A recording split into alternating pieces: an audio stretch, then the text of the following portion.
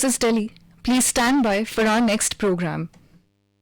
This is All India Radio. You will now hear comments from the press. The Tribune, in its editorial titled Fine-Tuning Aadhaar, writes, 9 months after the Supreme Court upheld the validity of the Aadhaar scheme, albeit with some curbs, the NDA government has tabled a bill in the Lok Sabha to allow voluntary use of Aadhaar as a proof of identity for opening bank accounts and obtaining mobile phone connections. The proposed legislation will amend the Aadhaar Targeted Delivery of Financial and Other Subsidies, Benefits and Services Act 2016. In consonance with the SC ruling, the bill seeks deletion of the Act's unconstitutional Section 57 that permits private entities such as telecom companies to access Aadhaar data. The Pioneer, in its editorial titled Reset the Relationship, says US President Donald Trump is not an internationalist. Given half a chance, he would withdraw from the rest of the world unless there was a nice golf course around. As he begins his re-election campaign, Trump is appealing to nativist American voters and plans to tell them that his tough stance on trade has led to more jobs being created at home. While the primary target of his trade ire has been China, Trump has been an equal opportunity trade war fine starter. He has quarreled with the European Union and Japan as well as Canada and Mexico. In his zeal for fair trade, he has damaged American military interests, and his fascination with towers that bear his name has made him soft on nations he shouldn't privilege over others. The Asian Age, in its editorial titled Black Money, How to Solve This Problem, writes, the Parliamentary Standing Committee on Finance has come out with some ballpark figures on the extent of black money held by Indians outside the country. For a 30-year period from 1980 to 2010, the figures range from $216.48 billion to $490 billion. $1 billion